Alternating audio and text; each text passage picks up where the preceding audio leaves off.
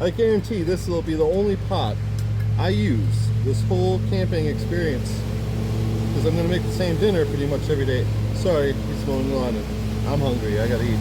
Funny thing is, 16.9 ounces in this package says it wants 1.5 cups of water and 1/2 cups low-fat milk and 1 tablespoon of margarine. That roughly adds about to 16.9. Let's do that. And to hydrate, let's do one of these.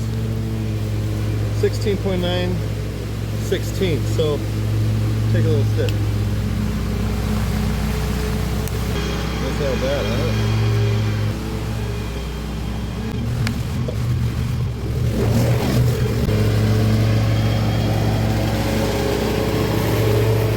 Wow, there's more in there. Wow. Let's try that. Got her going. Yeah. Almost. Doesn't that look good? Lunch of champions right there. Real chunks of chicken. This tastes like it looks. Yeah, I'm gonna switch to beer after that.